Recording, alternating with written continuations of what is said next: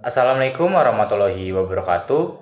Perkenalkan, nama saya David Eberson Sianturi dari kelas 2A dengan NPM 25106310-711. Pada kesempatan kali ini, saya akan membahas tentang biomekanika tenis meja agar dapat memenuhi absensi mata kuliah pembelajaran dan perkembangan gerak.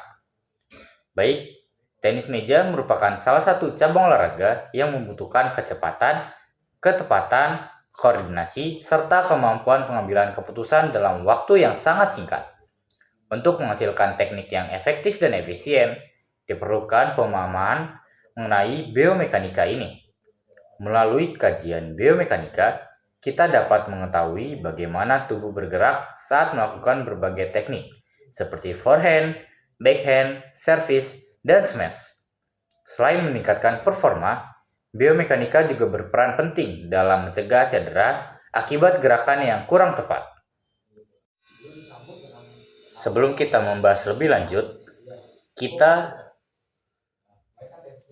harus mengerti dulu, apa sih itu biomekanika? Biomekanika adalah ilmu yang mempelajari gerak manusia berdasarkan prinsip-prinsip mekanika. Sederhananya, biomekanika menjelaskan bagaimana tubuh menghasilkan gerakan melalui kerjasama antara tulang, otot, sendi, dan sistem saraf. Dalam tenis meja, biomekanika digunakan untuk menganalisis teknik pukulan, sehingga gerakan yang dilakukan menjadi lebih efektif.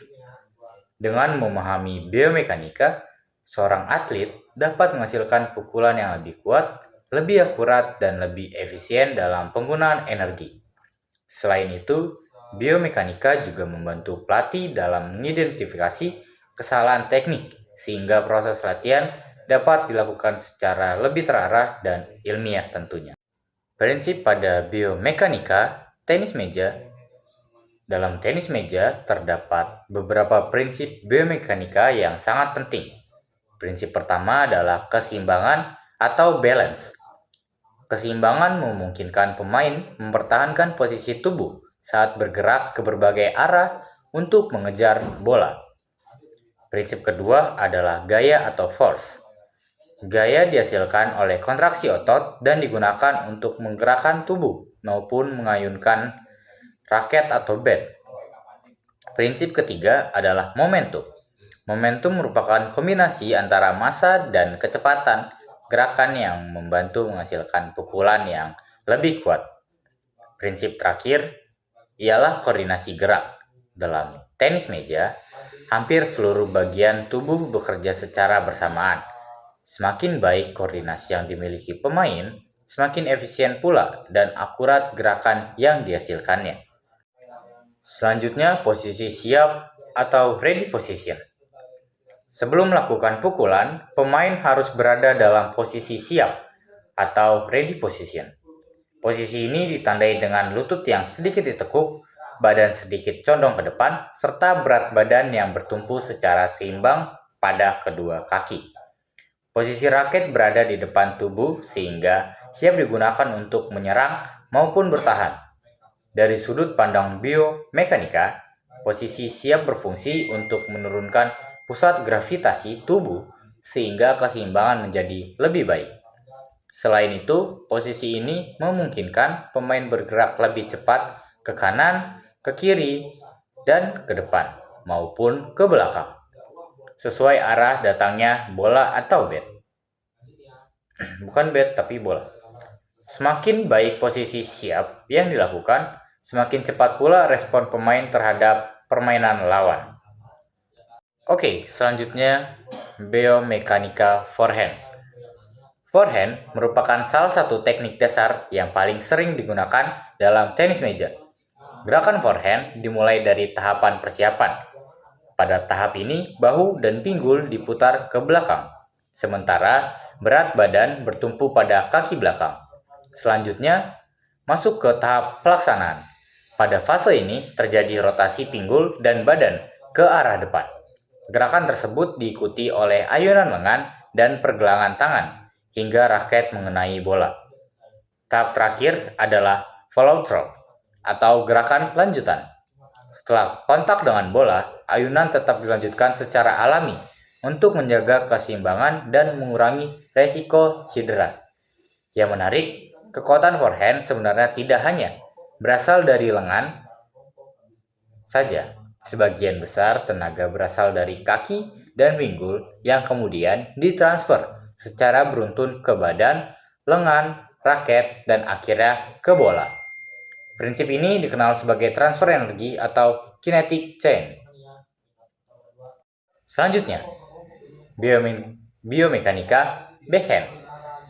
Selain forehand, teknik yang sering digunakan adalah backhand. Backhand memiliki gerakan yang lebih pendek dibandingkan forehand, sehingga memungkinkan pemain merespon bola dengan lebih cepat. Pada teknik ini, posisi siku biasanya berada dekat dengan tubuh untuk menjaga kontrol. Gerakan saat melakukan pukulan, lengan bawah bergerak ke depan disertai bantuan pergelangan tangan yang berfungsi mengontrol arah dan putaran bola. Dari perspektif biomekanika, backhand lebih mengutamakan kecepatan dan efisiensi gerakan dibandingkan kekuatan.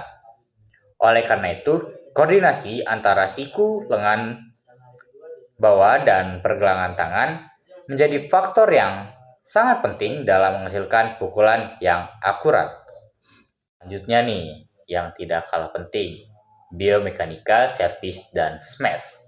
Servis merupakan pukulan pertama yang menentukan awal jalannya permainan. Dalam tenis meja modern, servis bukan hanya bertujuan memasukkan bola ke area lawan saja, tetapi juga digunakan untuk menciptakan keuntungan taktis. Secara biomekanika, servis melibatkan koordinasi yang baik antara lengan, pergelangan tangan, dan jari-jari tangan. Semakin baik koordinasi tersebut, semakin besar juga kemampuan pemain menghasilkan variasi putaran atau spin pada bola. Sementara itu, smash merupakan pukulan menyerang yang dilakukan untuk mengakhiri rally dan memperoleh poin. Pada saat melakukan smash, pemain memanfaatkan rotasi tubuh yang lebih besar dibandingkan pukulan biasa. Kekuatan smash berasal dari kombinasi gaya, momentum, dan kecepatan ayunan. Oleh karena itu, teknik yang benar sangat diperlukan agar tenaga yang dihasilkan juga maksimal. Kita di sini sudah membahas teknik-teknik sebelumnya. Sekarang kita akan membahas kesalahan teknik yang sering terjadi. Dalam praktiknya, masih banyak pemain yang melakukan kesalahan teknik. Kesalahan pertama adalah posisi lutut yang terlalu lurus. Kondisi ini membuat pemain menjadi lambat dalam bergerak dan kehilangan keseimbangan. Kesalahan kedua adalah kurangnya rotasi pinggul saat melakukan pukulan. Akibatnya, tenaga pukulan menjadi berkurang karena hanya mengandalkan kekuatan lengan saja. Kesalahan berikutnya adalah pergelangan tangan yang terlalu kaku, sehingga kontrol dan putaran bola menjadi kurang optimal. Selain itu, posisi kaki yang tidak seimbang juga dapat menyebabkan gerakan menjadi tidak efisien dan meningkatkan resiko cedera. Oleh karena itu, teknik dasar harus dilatih secara berulang agar gerakan yang dilakukan menjadi otomatis dan lebih efektif tentunya. Oke, setelah kita membahas kesalahan teknik, kita akan membahas manfaat biomekanika dalam tenis meja. Penerapan biomekanika memberikan banyak manfaat bagi atlet maupun pelatih. Pertama, biomekanika membantu meningkatkan kualitas teknik sehingga pukulan menjadi lebih akurat dan efektif. Kedua, biomekanika memungkinkan atlet menghasilkan kecepatan bola yang lebih tinggi tanpa harus mengeluarkan energi secara berlebihan. Yang ketiga, biomekanika membantu mengurangi risiko cedera karena gerakan dilakukan sesuai prinsip kerja tubuh yang benar. Selain itu, biomekanika juga menjadi alat evaluasi bagi para pelatih untuk menganalisis kekurangan teknik dan menyusun program latihan yang lebih tepat sasaran.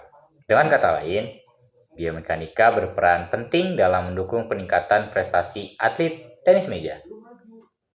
Oke, setelah kita sudah membahas teknik, setelah itu prinsip, setelah itu kesalahan yang terjadi, serta manfaatnya, kita masuk ke kesimpulannya. Sebagai kesimpulan, biomekanika merupakan ilmu yang mempelajari gerak manusia berdasarkan prinsip mekanika dan memiliki peran yang sangat penting dalam olahraga tenis meja.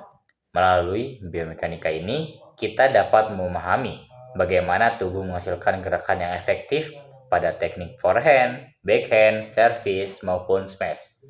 Penerapan prinsip keseimbangan, gaya, momentum, dan koordinasi gerak dapat meningkatkan kualitas permainan, sekaligus mengurangi resiko cedera.